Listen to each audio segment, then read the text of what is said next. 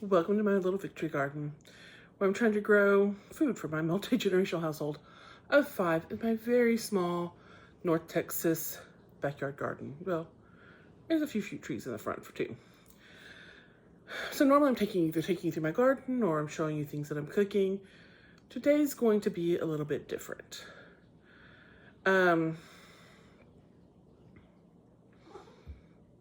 guess I should say that a lot of what I'm showing in the garden, it's also for me. It's a journaling for me to keep up with it all. I'm using my iPad instead of my phone because my phone's dead. And it looks like I'm like looking off somewhere. It's weird. Anyway, so the summer garden, I guess, has finally wrapped up. All that stuff I'd planted in the spring and had grown over the summer. The hibiscus probably has another few days. Just hoping to get a few more seed pods to have enough to make jelly. And I've got a couple of peppers that seem to be hanging on just a little bit. I don't expect too much. Anyway, I have reached my goal this year of 500 pounds of produce produced from my garden. 56 of that was figs. And 157 was that weird mystery melon thing. Still not 100% sure what I was growing, but it was a really good melon. And it was huge, 20 pounds a piece on average. Some of those were given to chickens because it just got to be too much. I did learn to make a melon bread, melon rind preserves, melon jam. I forget what else. I still have melon in the freezer. I also still have figs in the freezer. But anyway, getting back to my point. I'm a fairly goal-oriented person, so I'm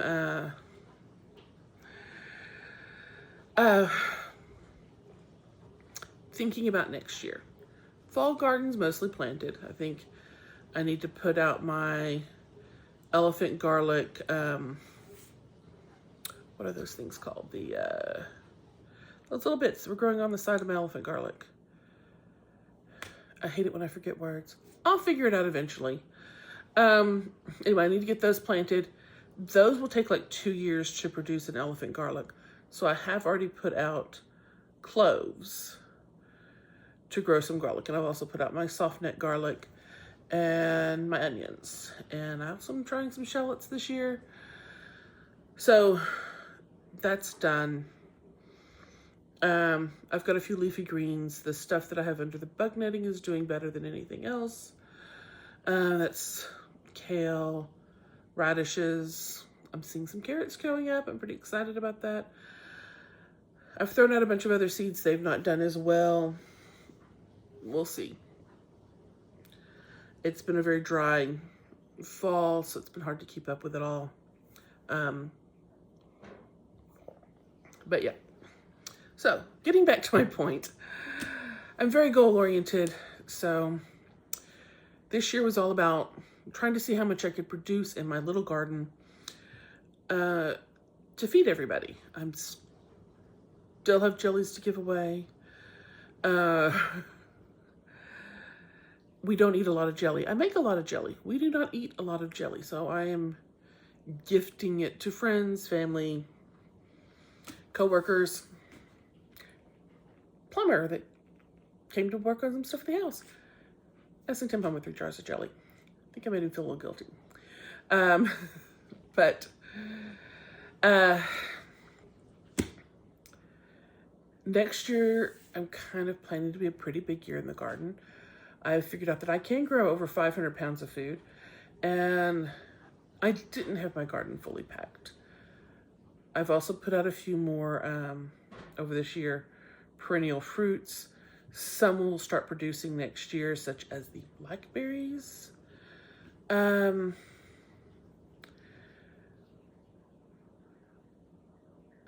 I might even see some elderberry flowers. Really hoping I'll go to Fume Pop. But I'm trying to expand the things I'm making. I really love working in edible flowers. So, working on this. Anyway, also I am starting a gardening course. It's an in-person thing. I'm having to use all my vacation time to drive into Dallas on Thursday starting next year. Still waiting on the thing to tell me how to pay my tuition, but pretty excited about that. It's through the extension office. You get a nice little certificate, you get certified, but all that certification means is that you are now allowed to volunteer and share gardening stuff with people for the extension office. So really excited, something I've wanted to do for a very long time. So, what else? Anyway, this year was pretty expensive in the garden. I developed a huge collection of seeds. I've got a lot of perennials planted. We've built a lot of infrastructure, but I really didn't track my expenses as closely as I normally do for things. So next year, part of my goal is to have a budget. I'm not sure it's that strict of a budget. I've got a journal. But of course I have the $300 tuition for the gardening class, and I've got my wish list. I've planned some sundries expenses, so plants, seeds, and soil amendments. The plant budget's like $200, kind of hoping to get a few more perennials for that. The seeds, I'm limiting myself to $50 because I have a lot of seeds, but the cost of those build up quickly. I'm hoping to do some things like some plant exchanges, seed exchange kind of things to kind of give myself more variety that I seem to thoroughly enjoy while not spending a whole lot. And then I've allotted $400 for soil amendments. That's my pest control stuff, my fertilizer. I use fish emulsion and that granulated organic fertilizer. And in the fall, I do a beneficial nematodes. So that's all of that. So it's $650.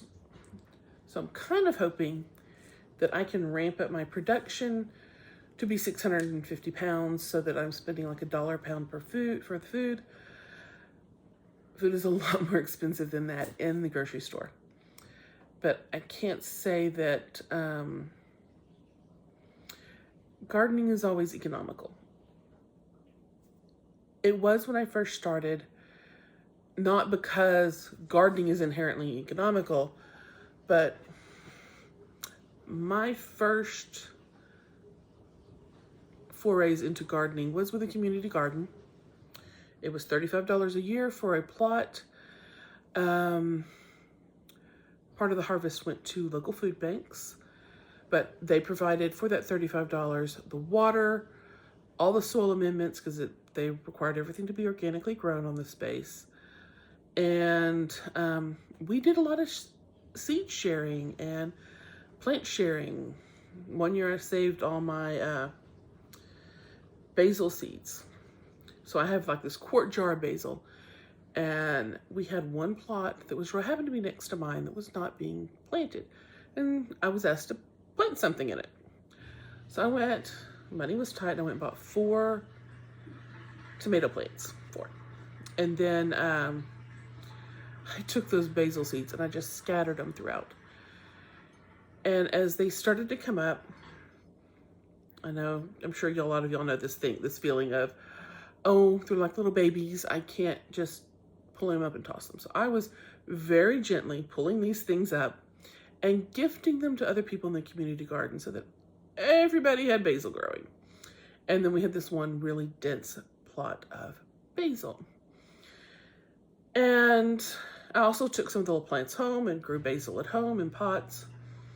But height of the summer, we do our Saturday morning harvest, and we were getting 10 to 15 pounds of basil.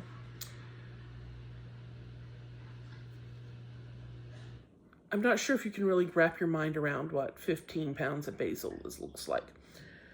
Because it's such a lightweight thing. We were harvesting in 5-gallon buckets and wheelbarrows. I really hope these people that were at the food bank liked pesto that year. But my first home garden bed, we just moved into this house, and I had this plastic container, a box. What's the word I'm looking for? My brain.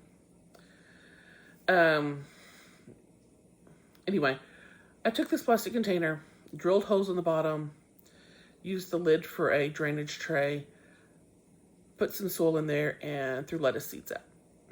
That was my first garden bed.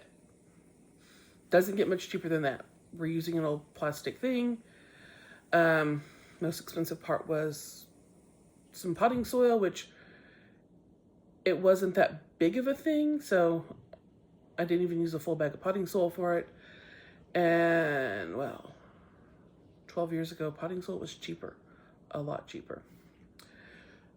And lettuce seeds were really cheap, so I went to this feed store where I could get this scoop for $1.76. I remember that price because I was so impressed. It was less than buying little packets. And I had enough lettuce seeds for like 3 years. But as I've gotten more into it and money isn't quite so crazy tight as it was back then, I've indulged. I'm sure y'all saw the videos where I had these spontaneous plant purchases. Anyway, I want to try to avoid that this year. I want to streamline things. Well, the world's getting crazier. We don't know what the financial situations are going to be going forward. And I want to be a little more prepared.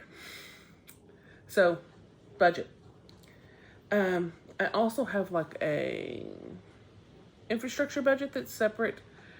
This is very aspirational, and so it's a very large budget. It will depend on circumstances on if I actually do this. I want to build a rain garden in the front yard.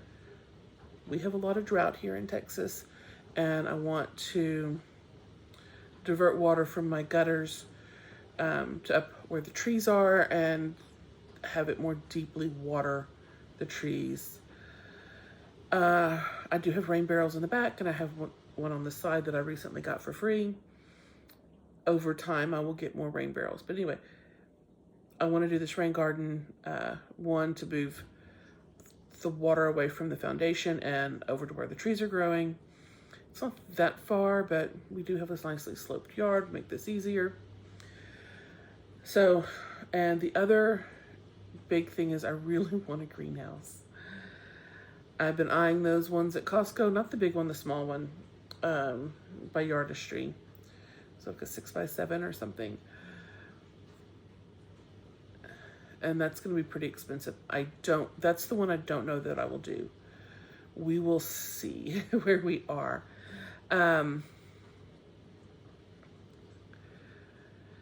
Let's see, what else? Just I told you my tuition. I'm going to limit myself to spending $150 in canning. I probably spent $200 this year. People are starting to give me jars back, thankfully. And I had some good sales. I still have 2 boxes of, I think, 4-ounce jars left, but I am planning on making a Roselle hibiscus jelly, and I also want to make a crawfish jelly, so that will should wipe those out. I don't know what my related education expenses will be. So that one's still kind of up in the air what I'm going to limit myself to. And I think the last thing that I was considering was tree removal. My pecan tree had a fungal disease. But I got really lucky and I had someone willing to take it down for $600. So I don't have to worry about that next year. Last time I had a large tree removed, it was $1,200, I think. Well, $1,500, 2 trees. They were big. And it was 12 years ago. We had a hackberry, which I'm still trying to get rid of the remnants of, and an ash growing on the property real close to the house. And we had been here less than a year, and we had a drought break starting on May 1st of that year, and it rained every day for a month. It stopped on like May 30th. It was this constant drizzle for 30 days. I'd never experienced anything like that here in Texas.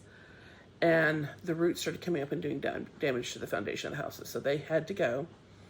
And since then, I've learned to truly despise hackberry.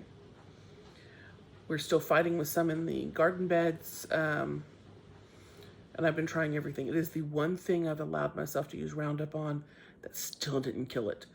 So now we're covering, went to a frugal gardening workshop, and they suggested using tin cans, like the ones the cat food it comes in, to cover it and just kind of keep putting them there until it just eventually dies. So that is my current technique. I don't know if it's going to work, but I'm getting desperate. I have enough flowers around it. My neighbors do not know that I've got a bunch of tin cans upside down in my garden bed. I'll show you that someday. Right now, it is dark. I am doing this at like 10:30 at night. By the way, this is also like November 12th of 2025. And I feel like I'm a little all over the place. Maybe because it's so late. Oh, the sun bleached my hair out nicely. Sorry, I'm like all over the place. But I wanted to show you. So I'm also trying to be more organized. The book I kept last year, everything is all mixed up. The recipes, the garden journaling, planning, all of that. It's just all over the place. The tabs are messy. So I splurged and I bought some cute little tabs.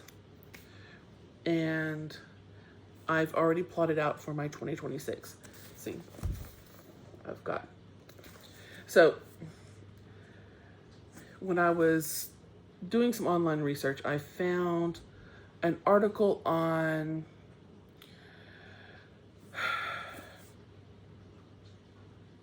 the subversiveness of gardening.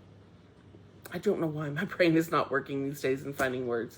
But anyway, in there was a quote by Wendell Berry from 1970 that says, "A person who has undertaken to grow a garden at home by practices that will preserve rather than exploit the economy of the soil has set his or her mind decisively against what is wrong with us." And I wrote that at the beginning of my book. I'm liking the idea of more subversive approach to gardening, not spending a lot of money, sharing seeds, saving seeds. I saved some of my flower seeds and melon seeds this year, and some of my lima bean seeds. Not that I got a whole lot of lima beans, they all kind of came up at the end. I have some corn, but I don't think I'm going to grow corn as long as I've still got the ant problem. I set a space at the front. I'm not sure if you can see. It's in pencil for a soil test. I am going to splurge on that too. That is going to be part of the, probably like the infrastructure, trying to see, well, no, probably should go into my budget for my soil amendments. Anyway, I even made myself an index. So I've got it set up so that I've got each of the months. I've done a general sketch of my garden. So this is the full mount thing. This was based on the survey for the house 12 years ago, and then I just kind of drew in where my beds were, in case you were wondering how things actually looked and were planted. This is the hope for the greenhouse. That does not actually exist. And this is the compost bins. And then here is more of a close-up of just the backyard. You can see where I've got the bricks going. But then I've got my list of my perennials planted in the front and backyard and my current seed inventory. I'm really trying to be a little more organized. And I've got my wish list, which I really, really, really want a lemon verbena. More than anything else, I want a lemon verbena. There's this tea my wife brought back from England on one of her business trips by Twinings that I've not seen sold here, that involves rose, lemon balm, and lemon verbena. I don't have the lemon verbena, I have the other two. I've got my goals and the soil amendments that I will be using, a place for that. And then I've got my months. So I've got a calendar, to-do list for that month, the expenses that I'm going to be tracking, and then just kind of a general log of what I'm going to put in there, and my harvest log. I'm going to separate it out by month this year and see how things go. And I've got that done for every month. And then at the very end of this, I've got a place to talk about the end of year. So this is all for 2026. And then I made a section for recipes so that they are not going to be mixed in with my garden planning. And I hope you're not on board with this. I'm like, this is what I've been obsessing about for the last few weeks as things have slowed down, the work has slowed down in the garden. But the point is, I want to be more organized in my planning and my sticking with a budget. So hopefully you will hold me to this budgeting thing. I will try to talk about it as we get into January. I know this normally comes up. People start talking about this stuff at the end of December, but this is what I'm thinking about it. I'm like, truly trying to get things manageable. Anyway, please let me know what you think about this, about the budgeting and seed sharing and all of those kind of things. What you think about my weird, obsessive garden journaling. I listened to people say for years, oh, you should have a garden journal. But I didn't know what needed to be in it. And so I've been kind of working with that. I still have a supplemental of a digital spreadsheet that tracks my harvest. But as a former artist, I really kind of like doing things with my hands and including that. But I hope that wasn't too boring. Definitely chaotic. At least my natural state is more chaos. So striving for the organization is a little against my natural nature. Sorry, that was a weird statement. Anyway, but it is feeding into this being very goal-oriented and wanting to feel like I've accomplished something. I am also hoping that I will have enough surplus that maybe I can start considering donating to the local food banks again. I really enjoyed that when I was part of a community garden. It's one of the reasons I am getting involved with the extension program, is that they do have programs that are helping with food insecurity, and I hope to be able to get more actively involved that way. But yeah, I guess that's it. Please feel free to share your thoughts. If it's that I'm crazy, I don't need to hear that. That's, probably already kind of established at this point.